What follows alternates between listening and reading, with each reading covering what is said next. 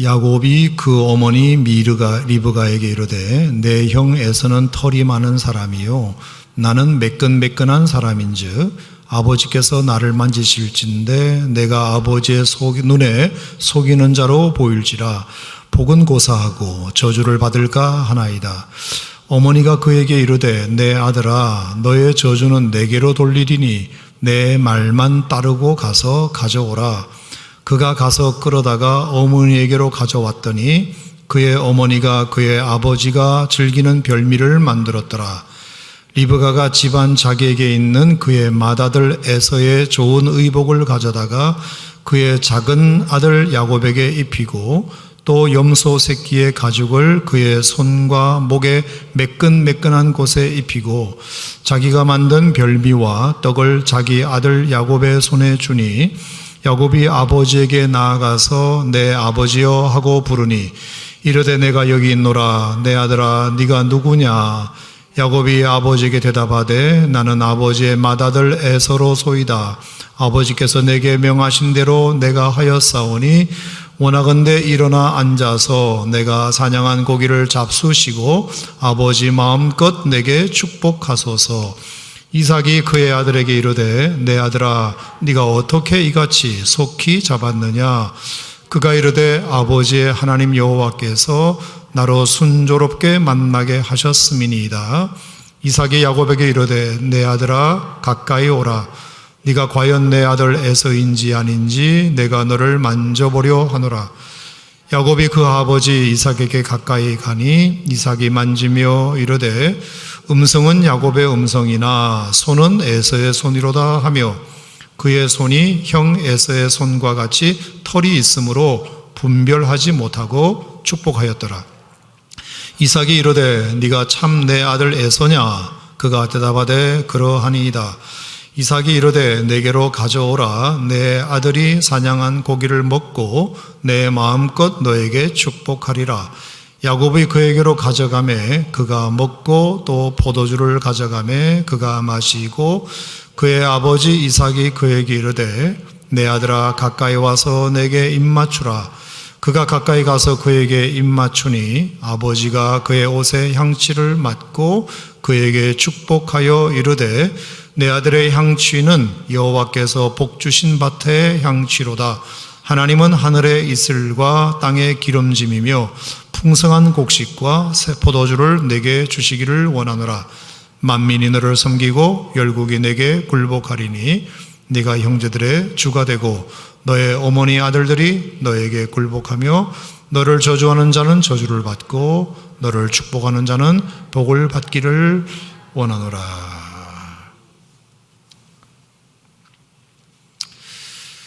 자, 오늘 설교는 27장 강해 주일날까지 이어가겠습니다. 자, 오늘 여러분 카카오톡에 이광지 목사님 묵상이 송출이 됐는데 연결해서 들으시면 될 것 같습니다.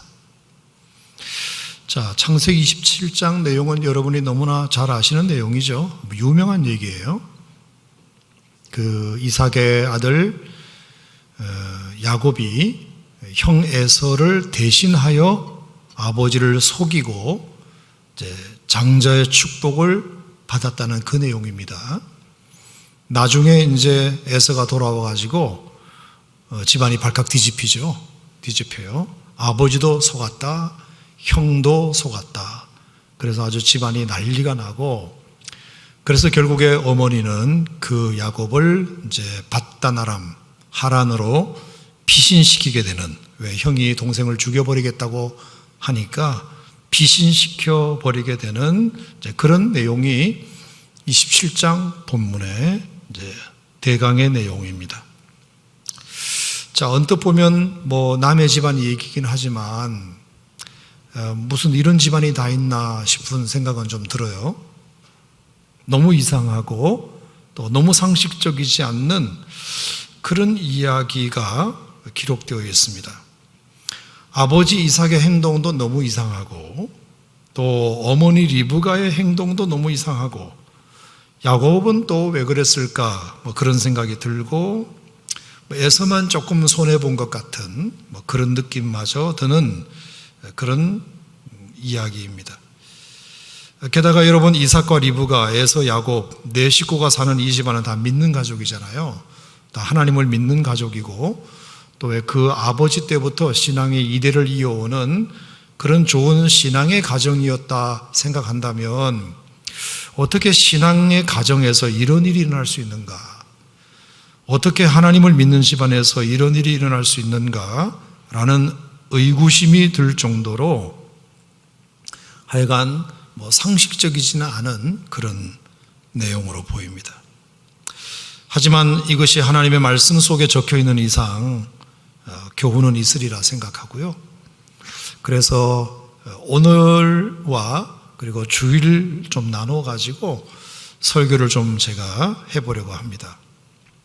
자, 오늘은 이삭과 에서 얘기를 좀 하겠고요. 그리고 주일날은 리브가와 야곱 이야기를 좀 하겠습니다. 여러분들이 주일학교 때부터 들었던 내용과는 좀 많이 다를 수 있으니까 참고하고 들으시기 바랍니다. 그래서 여러분들이 지금까지 알고 있는 상식과 김종훈 목사가 여러분들에게 얘기하는 내용이 어느 게 더 맞겠는지를 여러분이 한번 생각해 보시고, 저는 확신 가운데 이 말씀을 여러분들에게 좀 나누려고 하니까요.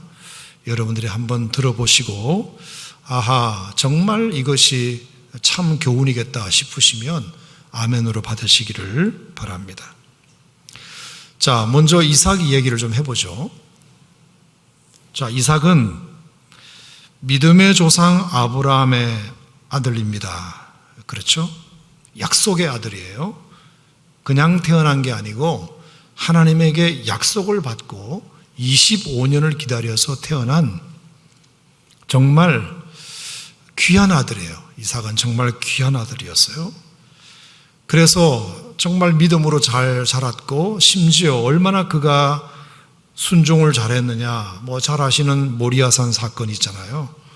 그래서 아버지가 정말 얼토당토하게 칼을 들고 하나님께 명을 받았다는 그 이유 하나만으로 다 장성한 아들을 잡으려고 하는 그런 상황 속에서도 이삭은 순종했을 정도니까 이삭의 믿음이라고 하는 것은 그거 하나로 설명이 다 된다고 생각이 듭니다.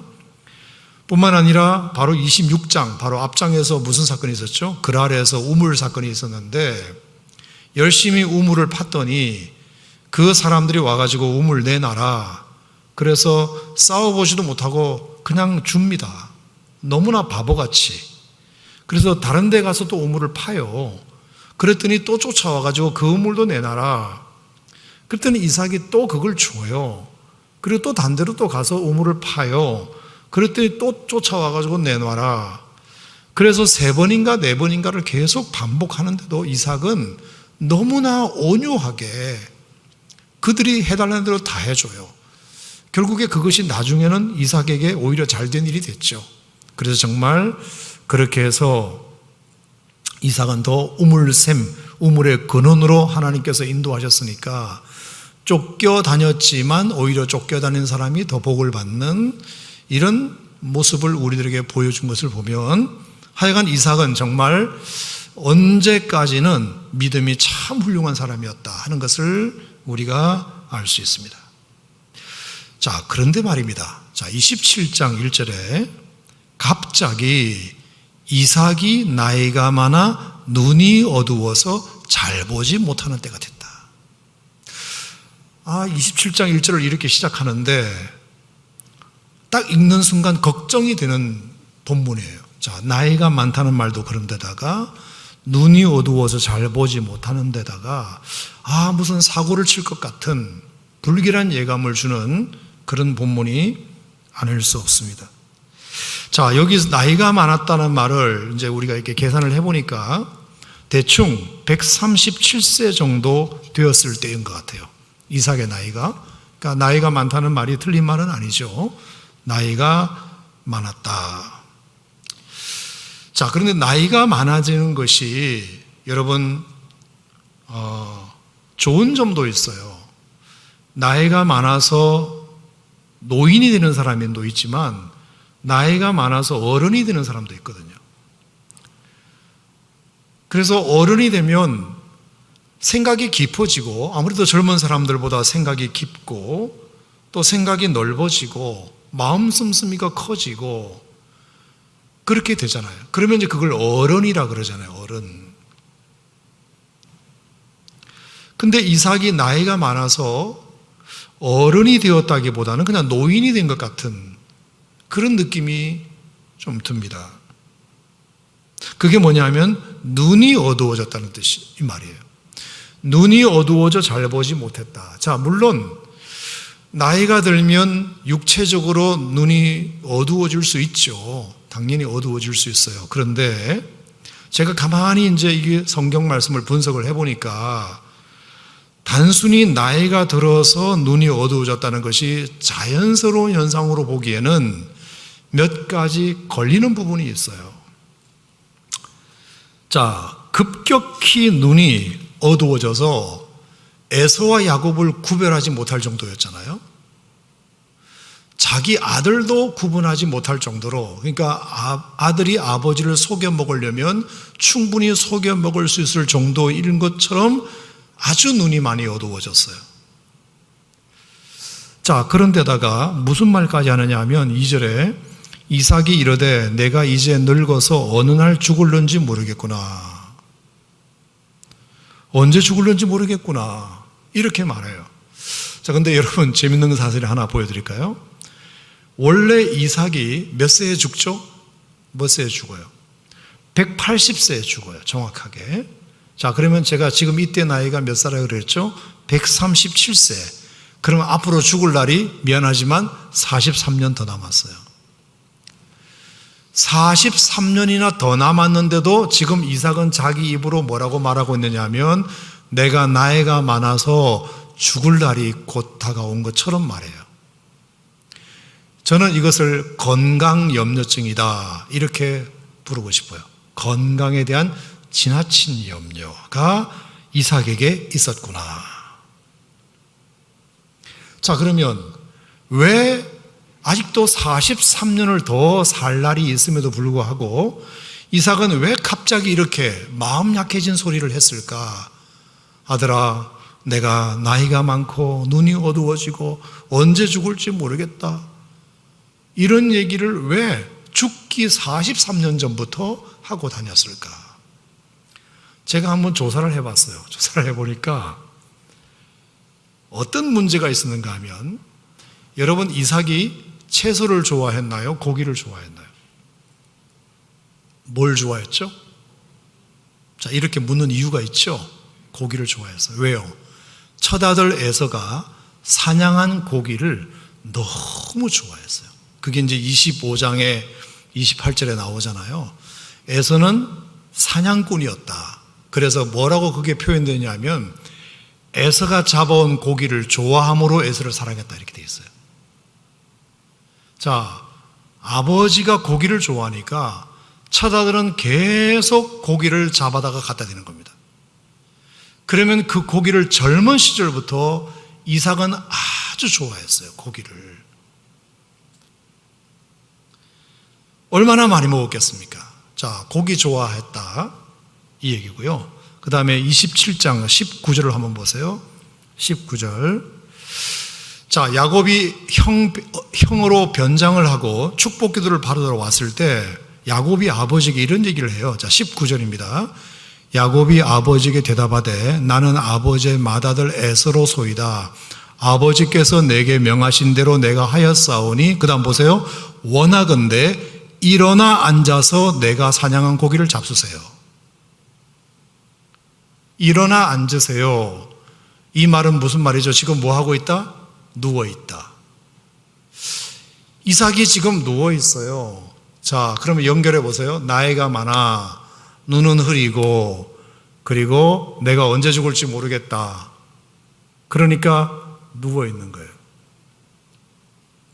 그리고 눈이 많이 흐려지고 계속 누워 있고 그런데 야곱이 일어나서 잡수세요. 자, 그랬더니 25절에 이삭이 이르되 내게로 가져와라. 내 아들이 사냥한 고기를 먹고 내 마음껏 축복하리라. 그래서 야곱이 그에게로 가져가요. 그랬더니 그가 먹고 그 다음에 또 뭐까지 먹어요? 포도주까지 먹어요. 자, 고기하고 술을 즐기는 사람 치고 젊었을 때부터 건강이 좋을 리가 있다 없다? 없다고 해주세요. 없다. 그러니까 먹고 뭐 하는 게 일이다? 드러누워 있는 게 일이다. 고혈압에, 당뇨에, 비만이었을 가능성, 관절염에, 심혈관 계통에도 문제가 있을 가능성. 그러니까 앉아있기만 해도 너무 숨이 차고, 그러니까 드러누워 있는 게 일이다. 먹고 드러누워 있고, 먹고 드러누워 있고. 제가 이것을 왜 확신하느냐 하면은, 자, 야곱이 형님 변장을 하고 고기를 가져왔더니 아버지가 드러누워 계셨잖아요. 그래서 아버지 일어나세요. 그래서 드세요. 하고 고기에는 포도주가 있어야지. 포도주도 가져와라. 그래가지고 술과 함께 고기를 실컷 먹어요. 실컷 먹어요. 자, 그리고 나서 이제 다음 에서가 사냥한 고기를 진짜로 잡아오잖아요. 에서가 와요. 자, 에서가 와서 31절 보세요. 31절. 그가 별미를 만들어 아버지에게로 가지고 가서 이르되 아버지여 뭐해요? 일어나서 그랬어요. 자, 방금 야곱이 가져온 음식을 먹고 다시 누운 거예요. 그리고 형이 에서가 가지고 온 사냥 고기를 먹기 위해서 또 일어난 거예요. 그러니까 먹기만 하면 그냥 누워 자고 깨우면 다시 일어나서 먹고 그리고 또 눕고 먹고 눕고 먹고 눕고. 자, 제가 한번 상상을 해봤어요. 지금 이삭의 몸 상태가 왜 이 지경이 되었을까? 왜 눈이 갑자기 어두워졌을까? 여러분, 당뇨가 심하면 좀 그럴 수 있잖아요. 그죠? 비만, 고도비만에 당뇨에 혈압 높고 고기 좋아하고 술 좋아하고 그리고 운동 안 하고 먹기만 하면 드러눕고 음식 보면 일어났다가 먹고 나서 또 드러눕고 그러니까 죽기 43년 전인데도 건강염려증 때문에 야, 나 오늘 죽을 것 같다. 이렇게 된 거죠. 이해가 되셨죠? 자, 눈이 어두워졌다는 말을 첫 번째 저는 그렇게 해석이 되더라고요. 자, 여기까지 교훈은 뭐다? 고기 너무 좋아하지 말자. 포도주를 너무 가까이 하지 말자. 그리고 먹고 바로 드러눕지 말자. 네. 맞죠? 네. 건강관리를 잘못했다. 그래서 이때부터 43년 죽을 때까지 남아있는데도 불구하고 이삭은 43년 동안 어떻게 살았을지가 눈에 선해요. 거의 이런 식으로 골골하게 아무것도 못하고 그냥 이렇게 살다가 가는, 한때는 믿음의 사람이었고 한때는 순종의 사람이었고 한때는 정말 둘째 가라면 서러울 정도로 총명함이 이를 데 없었고 그랬던 사람이었는데 갑자기 이렇게 눈이 어두워지고 건강염려증에 죽을 날도 아닌데 나 죽게 생겼다고 조급해지는 이 마음이 건강관리를 잘못한 것이 첫 번째 이유다. 자, 두 번째, 눈이 어두워졌다는 이 말은 다른 성경의 관주를 이렇게 비교해 보면 보통 눈이 어두워졌다 이 말은 진짜 시력이 침침해졌다는 뜻도 되지만 이게 영적인 감각이 떨어졌다. 우리가 그렇게도 해석할 수 있어요. 자, 엘리 제사장이 눈이 어두워졌다는 표현이 있거든요. 사무엘상에 가면 엘리 제사장의 눈이 어두웠을 때 홈리와 비느하스 두 아들이 죽고 그 다음에 법궤를 빼앗기잖아요. 자, 제사장이 눈이 어두워지니까 영적인 감각이 무디어지니까 자기 아들 둘이가 죽고 또 법궤를 빼앗기는. 자, 우리가 이렇게 본다면 단순히 눈이 어두워진 것이 과연 고기 많이 먹고 술 좋아하고 운동 안 하고 고도 비만에 당뇨에 고혈압에 이런 것 때문에 어두워진 것도 있지만 영적으로도 굉장히 감각이 무뎌졌다. 우리가 이것을 알 수가 있습니다. 자, 영적으로 이 사람의 눈이 어두워졌다는 증거는 엄청 많아요. 엄청 많습니다.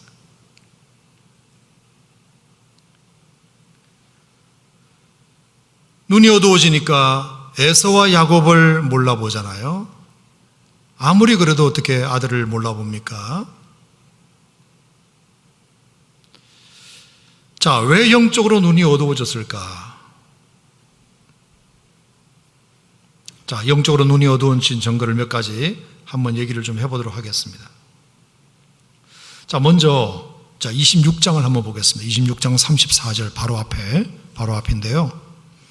영적으로 눈이 어두워지면 나타나는 여러 가지 현상들을 한번 이삭을 통해서 보도록 하겠습니다. 자, 34절입니다. 26장 34절 시작. 에서가 40살에 헷족속 브에리의 딸 유딧과 헷족속 엘론의 딸 바스맛을 아내로 맞이하였더니 그들이 이삭과 리브가의 마음에 근심이 됐다.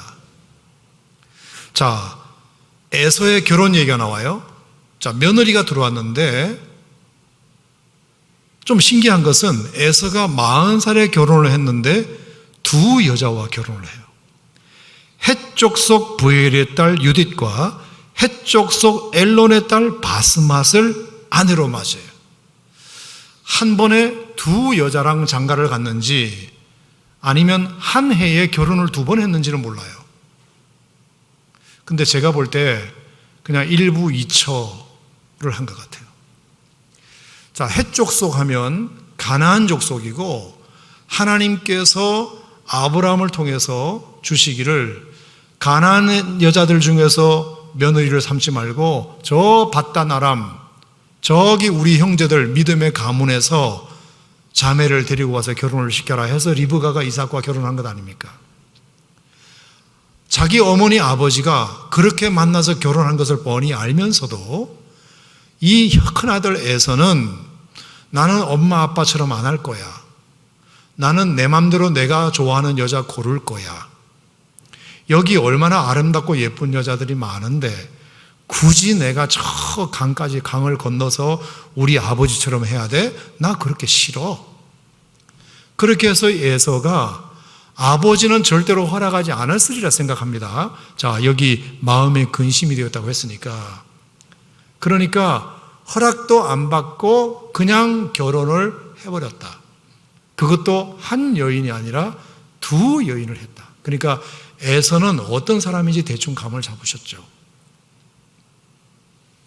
그러니까 먹음직하고 보암직하고 지혜롭게 할 만큼 담스러우시면 하나님이 아무리 금하셨더라도 먹고야마는 아담과 하와처럼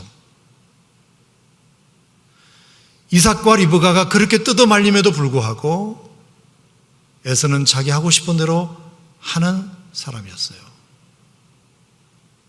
놀랍게도 이렇게 며느리가 둘이 갑자기 맞아들이는데도 아버지는 어머니는 근심했지만 아버지가 그를 불러다가 따끔하게 혼을 낸다거나 너 우리 집안이 어떤 집안인데 너 할아버지한테 부끄럽지도 않니?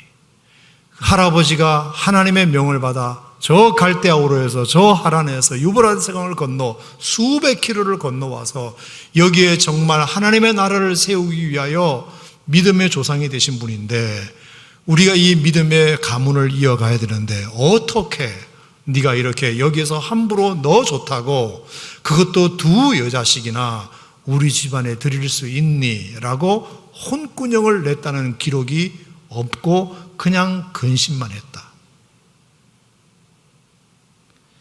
여러분, 우리가 이걸 보면 참 우리도 자신을 할 수는 없습니다만 뭔가 이삭의 믿음이 야곱에게 에서에게 전수되지 못한 이런 상황이 지금 벌어졌다고 볼 수 있습니다. 아버지가 아들을 이겨먹지 못했습니다. 내 결혼도 내가 내 맘대로 못합니까? 여기 여인들이 훨씬 낫습니다. 둘씩이나 데리고 왔는데. 자, 그러면 제가 중동에 가서 이제 결혼 문화에 대해서 이렇게 좀 들어봤는데요. 지금도 일부 다처 뭐 이런 게 있습니다. 자, 일부 다처를 하려면 상식적으로 우리가 알고 있는 것이 하나 있어야 되는데, 그게 뭐냐면 재산이 많아야 됩니다. 여자를 데리고 오려면 지참금을 엄청나게 줘야 됩니다. 그렇죠? 그리고 두 집 살림을 해야 되기 때문에 엄청나게 돈이 많이 들어갑니다. 그래요, 안 그래요? 그렇죠? 뭐 대답하실 분은 안 계시구나, 여기. 네. 그러니까 엄청 많이 들어가요. 여러분, 뭐 죄송한 표현인데 이게 되게 힘들어요. 이게 힘듭니다. 두 집 살림이 엄청 힘듭니다. 저쪽 여자에게 이름이 뭐였지? 바스맛에게 좀 잘해준다 싶으면 유디시 화를 냅니다. 이번에 뭐 금반지 사줬다며 나는 이렇게 되는 거잖아요. 그러면 여기도 해줘야 되잖아요. 그러면 똑같이 해주는 거 보니까 나를 똑같이 취급하냐고 또 이렇게 될 수 있거든요. 그러니까 좀 더 센 걸로 해줘야 되고, 이게 돈이 엄청 들어가요. 에서에게 뭐가 필요했다? 돈이 필요했어요. 돈이 필요했어요. 제가 언뜻 무슨 생각이 났느냐, 누가복음 15장의 탕자 생각이 났어요. 탕자는 아버지가 돌아가시면 받을 재산의 유산의 분깃을 살아계실 때 달라고 그랬어요. 그래서 우리는 배은망덕한 놈이라 그러잖아요. 어떻게 아버지가 돌아가시면 물려받아도 되는 재산을 미리 땡겨서 받은 거잖아요. 자기 하고 싶은 거 하기 위해서. 왜 그 생각이 났는지 모르겠어요. 에서가 지금 결혼 사건이 앞에 있은 다음에 아버지의 축복이 나와요. 성경에 기록은 없지만 제가 무슨 생각이 드느냐, 에서가 요구했구나. 에서가, 아버지, 장자의 축복 언제 할 겁니까? 빨리 해주세요. 나 지금 돈 필요하단께, 돈 많이 필요하단께 빨리 해주세요. 그래서 이삭의 마음이 조급해지고, 그래서 에서가 닥달복달하는 바람에 이삭이 이렇게 서둘러서 했을 가능성. 왜 제가 이것에 더 무게중심을 두느냐, 유대 전통에 있어서는 장자의 축복을 하는 것은 우리 교회 성년식처럼 굉장히 거대한 행사를 합니다. 집안의 큰 행사예요. 그래서 가족들 다 불러놓고, 친척들 다 불러놓고, 그리고 아버지가 공식적으로 큰아들에게 축복 기도를 합니다. 내가 장자의 축복을 이 아들에게 준다. 그래서 만인이 다 알게 합니다. 만인이 다 알게 해요. 그래서 그 장자의 축복권을 받은 아들을 누구도 이제 시비를 걸지 못하도록 공개적으로 합니다. 공개적으로. 근데 오늘 본문은 어찌된 판인지 이 집안은 엄마도 모르게 하고 동생도 모르게 합니다. 야, 내가 해줄 테니까 빨리 고기 잡아와. 뭔가 급조된 것 같은 느낌. 잔치를 벌이지 않고, 어떤 세리머니를 하지 않고, 공개적으로 하지 않고, 여러분, 이것이 다 이삭의 눈이 어두워졌다는 증거예요. 영적으로 무디어졌다. 분별력이 사라졌다. 그래서 에서에게 놀아났다. 에서에게 넘어갔다. 에서에 대해서 한마디도 못하고. 왜? 지금까지 에서가 아버지한테 잘해준 게 너무 많거든요. 하여튼 먹고 싶을 때마다 고기를 잡아줬거든요. 아버지가 평생을 얻어먹은 것이 있기 때문에 에서의 부탁을 거절할 수가 없어요. 아버지, 빨리 나에게 명분을 주세요. 축복해 주세요. 그래서 서둘렀을 가능성이 있어요. 여러분, 이게 이삭이 정말 영적으로 정신을 바짝 차렸다면, 영적으로 눈이 어두워지지 않았다면 절대로 그렇게 하지 않아요. 질서를 따라 야, 이런 것은 말이다. 온 가족을 다 불러놓고 온 친척을 다 불러놓고 오산 침례교회 성년식 하듯이 많은 사람들 앞에서 축복하는 것이 그게 맞지 우리끼리 이렇게 비밀스럽게 하는 거 아니야 라는 말을 이삭이 감히 못해요.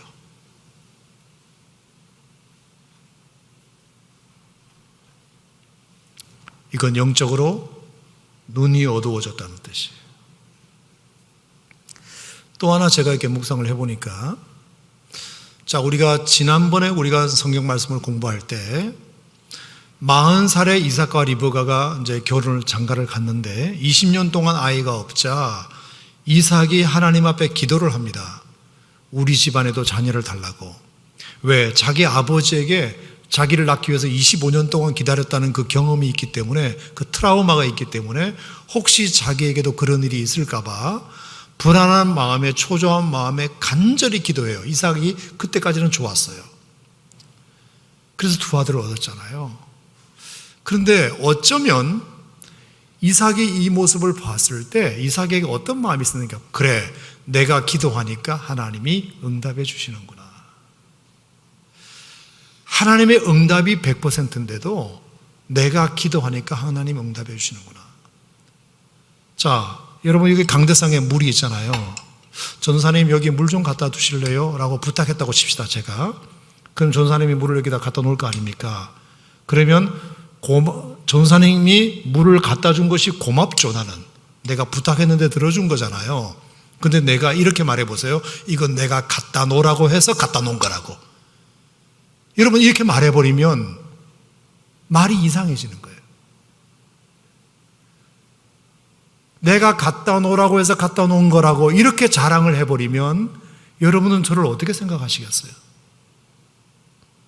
분명히 하나님께서 응답해서 주신 선물인데 내가 기도해서 받은 것이라고 거기에 무게중심을 더 뒀기 때문에 내가 얻은 아들이니까 이건 내가 주도권이 있어.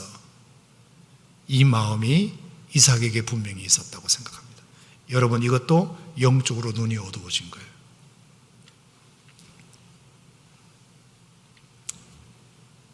인간은 끊임없이 자신의 기여도를 주장하려고 하는 마음이 있습니다.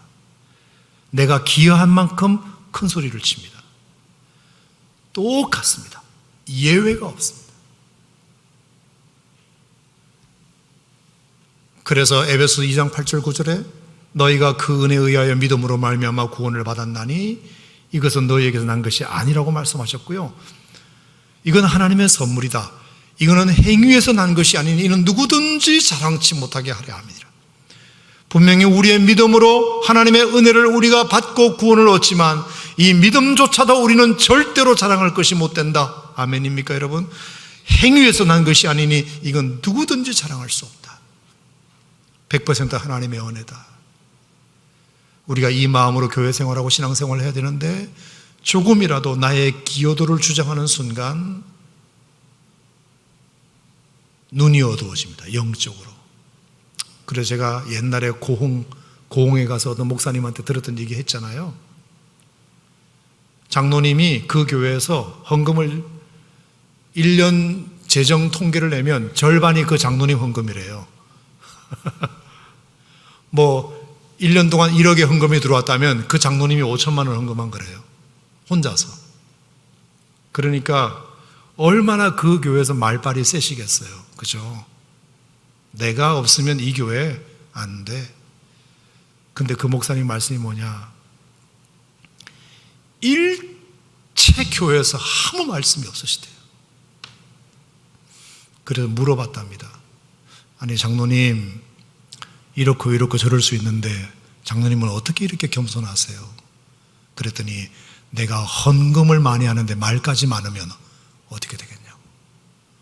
헌금도 많이 하는데 말까지 많으면 교회가 어디로 가겠습니까?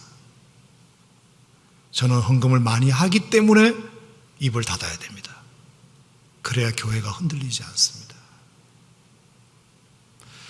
어떻게 그런 고백을 하시는 장로님이 계신지 모르겠어요. 보통 우리는 내가 그것에 기여한 만큼 목소리도 커져야 된다고 생각하잖아요. 그런데 내가 기여를 이만큼이나 했는데 목소리까지 커지면 이건 내 교회가 되지 하나님의 교회가 안 된다. 어떻게 그렇게 고백하시는 분이 계신지 모르겠어요. 여러분, 분명히 이삭이 하나님 앞에 기도하여 응답받아서 에서와 야곱을 낳은 것은 맞지만 기도한다고 다 되는 거 아니잖아요. 전적인 하나님의 선물임에도 불구하고 이삭은 거기에 포션, 자기의 어떤 몫이 있다고 생각하고 내가 마음대로 해도 된다. 이 마음이 이삭에게 있었던 건 아닌가. 이것이 눈을 어둡게 했다.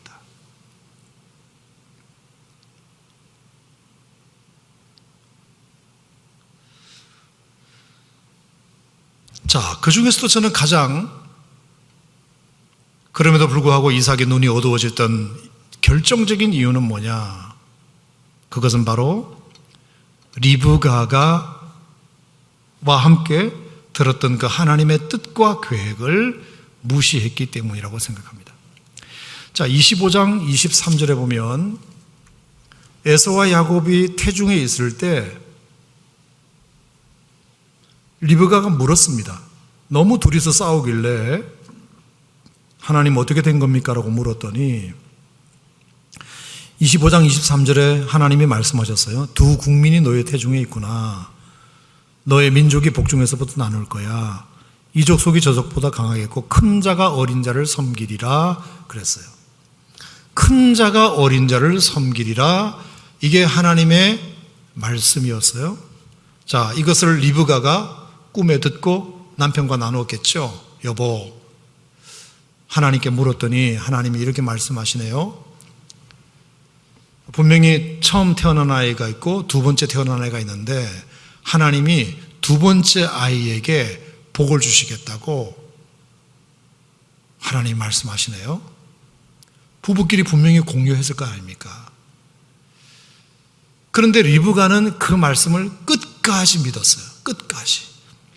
하나님의 말씀이니까 그 말씀이 맞을 거야. 이해가 되지 않지만 하나님 말씀이니까 맞을 거야. 근데 이삭은 그런 게 어디 있어? 아니, 세상에 그런 건 없어. 둘째가 첫째를 섬기는 거지 어떻게 첫째가 둘째를 섬겨? 그런 건 없어. 그런 건 없어. 이삭이 딱 거부해요. 그리고 태어났어요. 보니까 첫째가 훨씬 마음에 들어요. 애가 일단 씩씩하고요. 남자답고요. 털이 북실북실하고요. 그리고 사냥을 너무 잘하고요. 나 고기 좋아하는데 너무 사냥을 잘하니까 봐. 여보, 미안하지만 여보가 응답받았다는 게 그게 틀렸을 거야 아마. 난 모르겠지만 봐. 얼마나 저 둘째 놈은 계집애 같고 이 첫째 아이가 씩씩하니 사냥 잘하지, 남자답지, 등발 좋지, 얼마나 좋아. 당신이 잘못 들은 게 분명해. 나는 첫째 아이가 장자의 명분을 가진다고 생각해. 봐, 얼마나 말 잘 들어. 고기 딱딱 갖다 바치고 술 가져오면 술 가져오고 얼마나 잘해. 이렇게 끝까지 하나님의 응답을 받았다는 리브가의 말을 듣지 않고 자기의 생각대로, 자기 보이는 대로 판단하고 사는 세월입니다. 나에게 이렇게 잘해주는데 어떻게 야곱이 복을 받는다는 말이야? 끊임없이 리브가는 설득했지만 하나님의 뜻이 그게 아니라고 말했지만 남편은 절대로 생각을 꺾지 않습니다. 접지를 않아요. 버텨요. 그건 여보가 잘못 들었을 거야. 내가 볼 때는 에서가 맞아. 에서가 맞아. 나는 에서에게 축복할 거야. 여러분, 이것이 에서로 하여금 눈을 멀게 한 또 하나의 이유라고 생각합니다. 여러분, 하나님의 사람이 언제 눈이 머는 줄 아세요? 하나님 말씀보다 내 말이 맞을 거야 라고 생각하는 순간 눈이 멀기 시작합니다. 제대로 영적인 것을 보지 못합니다. 내 눈앞에 펼쳐진 여러 가지 상황들과 환경들, 이것을 바라볼 때 도무지 하나님 말씀이 맞는 것 같지가 않고 내가 보는 게 맞는 것 같아. 여러분, 그게 바로 롯이 바라본 소돔과 고모라 아닙니까? 아니, 어떻게 이 소돔과 고모라가 이렇게 화려한데 망한다는 말이야? 있을 수 없는 얘기야. 내 말이 맞을 거야. 그러다가 정말 far from 소돔에서 near 소돔으로, in 소돔으로, center of the 소돔으로, 그래서 결국에 아무것도 건지지 못하고 나왔잖아요, 소돔에서.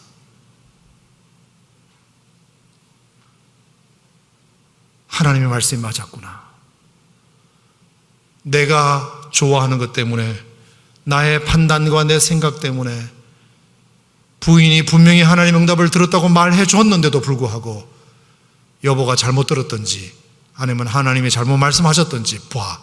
어떻게 야곱이야, 에서지. 누가 봐도 에서지. 이렇게 끝까지 자기 고집을 꺾지 않았던 것이 눈이 어두워지게 만드는 또 하나의 이유다.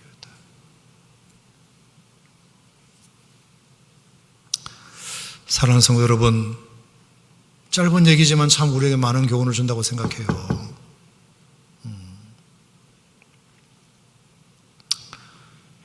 우리가 눈이 어두워졌다는 말이 실제로 눈이 어두워졌다고도 볼 수 있지만 이게 영적인 의미가 분명히 있다면 그 에서가 이방 여인들을 둘씩이나 데리고 와서 결혼하겠다는데도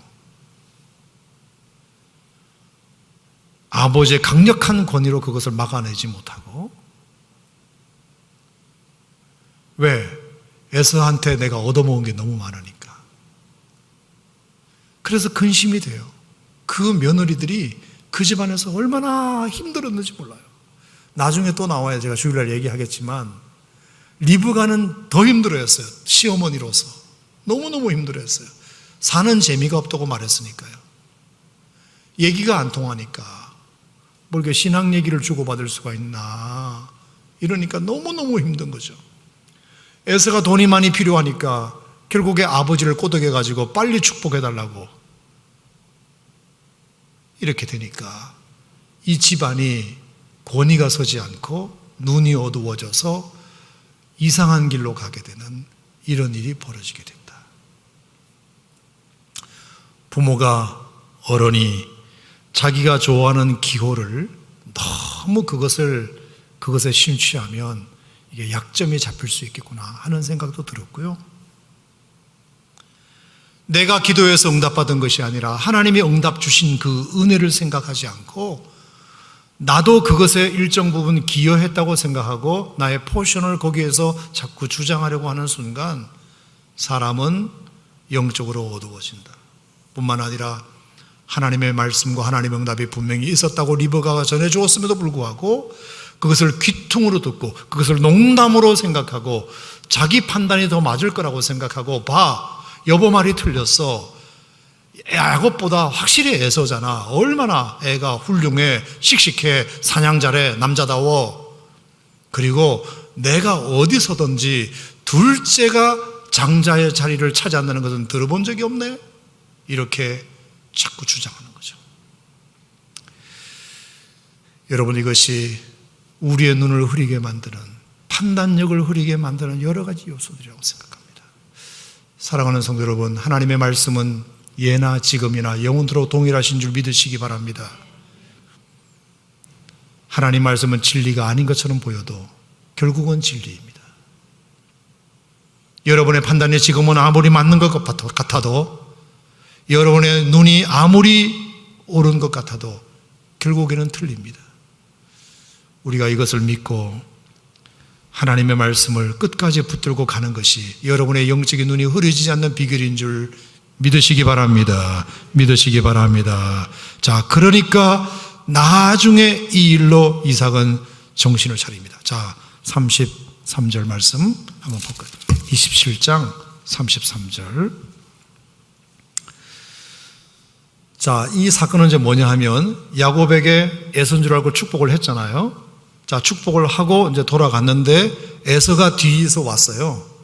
에서가 뒤에 와가지고 하는 말이 아버지 고기 잡아왔으니까 저도 저 축복해 주세요. 그랬더니 이삭이 그때서야 깜짝 놀라는 거예요. 아니 뭐지? 그러면 앞에 내가 축복한 놈은 누구지? 이렇게 된 거예요. 자, 그러면서 33절에 이삭이 심히 크게 떨며, 자, 여기에 중요한 표현이 나와요. 심히 크게 떨었다. 자, 이게 무슨 말일까요? 이삭이 너무나 심히 크게 떨었다. 두려워했다. 자, 첫 번째 이유는 자기를 속인 야곱이 괘씸해서 떨었다 라고 생각할 수 있죠. 자, 그렇다면 자기를 속인 야곱이 괘씸했다면 그 뒤에 뭐가 나와야 되느냐? 야곱을 불러다가 회초리를 한 10대를 때렸어야 돼요. 어떻게 네가 이 아비를 속이고 그럴 수 있느냐 이놈아 해야 되는데 성경 어디에도 야곱을 혼냈다는 기록이 없어요. 첫 번째, 오히려 야곱을 축복했다는 것이 28장에 나와요. 자기를 속인 야곱을 이삭이 축복해 줬다니까. 그러니까 야곱이 자기를 속인 것이 괘씸해서 떨었던 건 아닌 것 같아요. 두 번째, 에서에게 미안해서 떨었다? 에서에게 못해줘서 떨었다? 자, 그러면 한 번 더 하면 되잖아요. 한 번 더. 에서가 요구하는 대로 에서에게 해주면 되잖아요. 아, 순서가 바뀌었으니까 지난번 건 무효고 너한테 내가 정식으로 해줄게. 왜 못합니까? 그런데 이제는 내가 더 이상 너에게 해줄 것이 없다고 딱 잘라말해요. 딱 잘라말해요. 분명히 속아서 축복해 주신 것임에도 불구하고 그 축복이 유효하다, 그 축복이 맞다라고 얘기해요. 여러분 이것에 대해 깊이 생각해 보셨나요? 과정이 정당하지 못하면 결과도 정당하지 못한 거잖아요. 과정이 잘못됐잖아요. 그러면 결과도 취소할 수 있잖아요. 그런데 웬일인지 이삭이 그것을 취소하지 않아요. 야곱이 축복받은 것을 취소하지 않아요. 야곱이 속인 것임에도 불구하고 취소하지 않아요. 무슨 일인 줄 아세요? 크게 떨었다는 말이 그 뜻이에요. 이게 뭐냐? 야곱이 이제서야 깨달은 거예요. 부인 말이 맞았구나. 리브가가 나한테 해준 말이 맞는 말이었구나. 그 부인의 말을 하나님의 말씀으로 듣고 순종했어야 되는데 내가 지금까지 내 잘난 눈만 믿고 내 잘난 판단만 믿고 내 잘난 생각만을 믿고 버티고 살았구나. 하나님은 역시 당신의 계획대로 움직여주시는 분이신데 내가 하나님께 불순종했구나 라는 사실이 이제서야 깨달아져서 크게 떨었다. 내 마음대로 했구나. 하나님의 뜻을 거역하고 살아왔구나. 내가 하나님께 무지했구나. 하나님의 사람으로서 헛살았구나. 고기와 포도주만 눈이 멀었구나. 내 좋을 대로만 하고 살았구나. 내 하고 싶은 대로만 하고 살았구나. 내 판단만 믿고 살았구나. 내가 이 가정의 가장으로서 두 아이를 원수 만들었구나. 하나님의 뜻을 기어이 어겼구나. 부인 말로 생각하고 무시했구나. 내가 이 아이를 믿음으로 키우지 못했구나. 예배를 잘 드리든 말든 고기만 잘 가져오면 되는 걸로 착각했구나. 큰아이가 이방 여자와 결혼을 둘씩이나 하든 말든 나는 아무 말도 못했구나. 믿음의 계보를 이어가야 한다는 이 사명을 나는 몰랐구나. 이제서야 가슴을 치면서 후회했다는 뜻입니다. 크게 떨었다. 하나님의 뜻을 가볍게 여기고 아비로서의 사명을 망각한 지난 날에 대한 두려움과 후회, 이것이 심히 크게 떨며 심히 크게 떨며.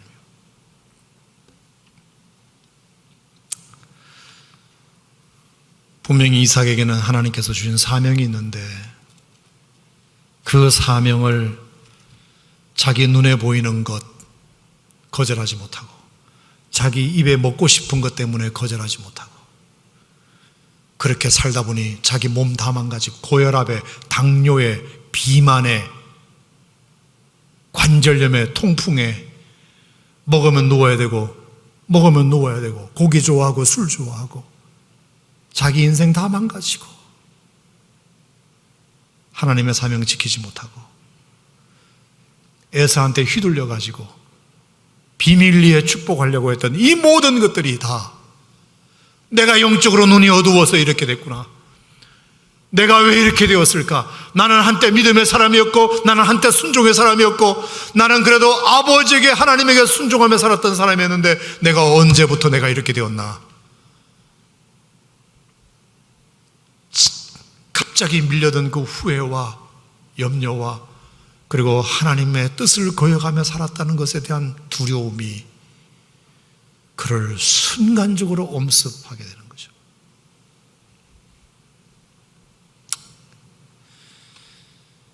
내가 아내한테 들었던 그것을 내 사명으로 알고 내 눈에 보이는 대로 행하지 않고 하나님께서 내게 주시는 사명만을 붙들고 살았다면 이런 일이 일어나지 않았을 텐데, 우리 집안에 이런 일이 일어나지 않았을 텐데, 아버지가 사명을 망각하니까 우리 집안에 이런 일이 일어났구나. 여러분, 제가 사사기 18장의 단지파 얘기를 안 할 수가 없어요. 하나님께서 원래 여호수아를 통해서 단지파에게 분배해 주신 땅이 있잖아요. 블레셋 옆에 지금의 욥바, 그러니까 테라비브 있는데 그쪽에. 근데 워낙 블레셋이 자꾸 옆에서 괴롭히니까 못 살겠다 싶어가지고 딴 땅을 좀 알아봐야 되겠다. 그래서 5명의 정탐꾼들이 여행을 떠납니다. 그러다가 에브라임 산지의 미가 제사장 집에 들려요. 미가 집에. 거기에 제사장이 한 사람이 있길래 의논을 했어요. 우리가 이런 일로 우리가 이렇게 지금 출장을 왔는데 제사장 어떻게 생각하시오? 그랬더니 그 제사장이 뭐라 그러는지 아십니까? 영적으로 눈이 어두우니까 눈이 밝으면 얼른 돌아가시오. 어떻게 하나님께서 분배하신 그 땅을 저버리고 다른 땅을 알아보려고 합니까? 썩 돌아가시오. 이랬어야 눈이 밝은 제사장인데 눈이 어두우니까 거기다가 냅다 축복을 해줘요. 다 그대들의 가는 길이 평안할지어다 이러면서. 그러니까 제사장이 그렇게 축복해 주니까 이 사람들이 더 힘을 얻고 라이스라는 곳으로 가요. 라이스. 거기에 가보니까 한적하고 한가롭고 넓고 부족하고 평화롭고 물 많고 갈구는 사람 없고 너무너무 좋은 땅을 발견한 거예요. 그래서 그 제사장의 축복기도 때문인 줄 생각해요. 그래서 돌아와가지고 600명의 군사들 이끌고 다시 올라가요. 이제 라이스를 점령하려고 600명을 데리고 올라가면서 그래도 한 번 더 축복기도 받는 게 좋겠다. 그 제사장이 영험하네 이러면서 그 제사장에 가서 또 얘기를 해요. 그랬더니 축복기도를 해주면서 당신들에게 좋은 일이 있을 거라고, 평안이 있을지다. 그러니까 이 제사장이 너무 마음에 들어가지고 우리랑 같이 갑시다. 그러면서 하는 말이 그 뭐냐 하면 18장 19절 20절에 한마디로 말하면 이거예요. 이 집에서 제사장 노릇하는 게 월급이 많겠냐, 아니면 우리 민족 따라다니는 것이 훨씬 월급이 많겠냐. 당연히 우리 따라오는 것이 월급을 많겠지. 따라오실래요? 안 따라오실래요? 그러니까 제사장이 또 따라가요. 그래서 라이스라는 곳에 단지파가 이사를 가게 되는 거 아닙니까?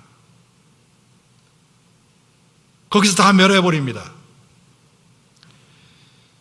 그러면서 사사기 18장에 보면 뭐라고 나와 있느냐. 자, 그 결과 사사기 18장 30절에 단 자손이 자기들을 위하여 그 새긴 신상을 세웠고, 자기들을 위하여 새긴 신상을 세웠다.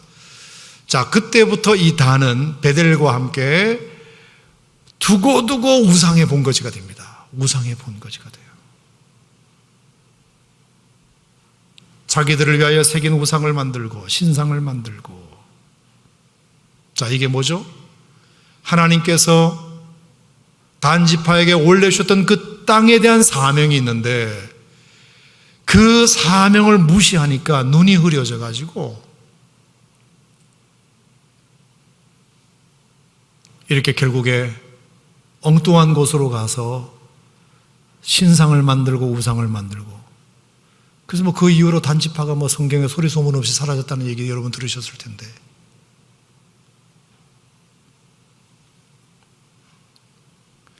여러분, 아담과 하와가 왜 선악과를 먹게 되었을까? 아담과 하와는 여러분, 저나 여러분과 같은 존재가 아닙니다. 똑같은 사람이지만 그들은 하나님이 직접 형상을 빚어 흙을 빚어 생기부로 만든 하나님이 핸드메이드 하신 유일무이한 인간입니다. 그렇죠? 그리고 인류 최초의 인류예요. 얼마나 사명이 많아요. 그 중차대한 사명이 어깨 위에 있습니다. 자기들이 어떻게 하느냐에 따라서 인류가 앞으로 복된 방향으로 나아갈 것인가, 저주스럽게 나아갈 것인가를 그 아담과 하와가 어떻게 사느냐에 따라서 결정돼요. 그런데 어떻게 그 사명을 잃어버리고 먹음직한 것에 그냥 눈이 돌아가고 보암직한 것에 눈이 돌아가고 눈이 어두워져서 결국에 무엇이 진리인지 비진리인지 구분하지 못하는 이런 일이 벌어졌을까? 그에 비해 여러분, 예수님은 40일 동안 쫄쫄 굶고 기도하셨음에도 불구하고 돌로 떡을 만들어 먹으라는 그 사탄의 유혹 앞에 절대로 안 넘어가세요. 예수님이 어떤 사명을 갖고 계신지 알고 계시거든요. 어떤 사명을 갖고 계신지 알고 계세요. 사탄을 물리치러 왔는데 사탄에게 넘어가면 어떻게 되겠습니까? 나 하나가 어떻게 하느냐가 얼마나 중요한지를 주님은 알고 계셨어요. 사도행전 20장 24절인가요? 나의 달려갈 길과 주 예수께 받은 사명 곧 나가 받은 은혜의 복음을 증언하는 일을 마치려 하면은 나의 생명을 조금도 귀한 것으로 여기지 아니하겠노라. 그 에베소의 장로님들이 선생님 가지 마세요. 예루살렘에 가면 선생님 죽어요 라고 말하는데도 불구하고 바울 선생님은 나의 은혜의 복음을 증거하는 일을 마치려 하면은 나의 생명을 조금도 귀한 것으로 여기지 않겠습니다. 저는 가겠습니다. 장로님들, 저를 위해서 기도해 주세요. 결국은 사명이 투철하면 유혹에 넘어가지 않고 눈이 어두워지지 않는데 하나님으로부터 받은 사명이 흐려지니까 이게 눈도 다 같이 어두워지는구나. 이게 오늘 제 결론이에요. 하나님께서 분명히 에서와 야곱이 뱃속에 있을 때부터 리브가를 통하여 분명히 야곱을 향하신 하나님의 뜻이 무엇인지 가르쳐 줬어요. 그러면 부모는 그 자식을 그렇게 키워야 하는 것이 사명이에요. 그런데 이삭은 그 사명을 망각하고 자기 좋을 대로, 자기 고기 좋아하니까, 자기 술 좋아하니까, 자기 보이는 대로 행동함으로 말미암아 완전히 가정을 이렇게 형 에서와 야곱을 20년 동안 원수 만드는 이런 일이 일어나게 되었어요. 오늘 저의 결론은 사명 따라 사는 성도가 되자. 사명을 붙들고 살자. 내가 해야 할 분명한 사명이 있으면 절대로 유혹에 넘어가지 않아요. 나의 위치가 어떤 위치인지를 알면 절대로 좌고우면하지 않아요. 그런데 사명이 없으면 옆도 봤다가 오른쪽도 봤다가 뒤도 봤다가 밑에도 봤다가 좋은 거 다 취하고 좋은 거 다 먹고 유혹이 있으면 다 넘어가고, 그래서 나중에 심히 크게 떠는 날이 올 겁니다. 여러분, 슬기로운 다섯 처녀가 등불을 들고 준비할 사명이 있는데 그거 준비하지 않고 졸고 있으면 바깥 어두운 데로 내어 쫓겨 슬피 울며 이를 갈미 있으리라. 우리가 이 경고의 말씀을 기억하시고 오늘 이 금영로 기도를 통해서 여러분들에게 드리고 싶은 말씀은 나에게 주신 사명을 따라 그 사명을 붙들고 하나님의 뜻을 따라 사는 것이 이게 누이 좋고 매부 좋은 일이지만 사명이 흐려지고 하나님의 뜻을 무시하면 자기도 힘들고 자식도 힘들고 다 힘든 일이 온다. 절대로 그렇게 살지 말자. 아멘입니까 여러분? 하나님 붙들고 사시기 바랍니다. 믿음 붙들고 사시기 바랍니다. 사명 붙들고 사시기를 주의 이름으로 축원합니다.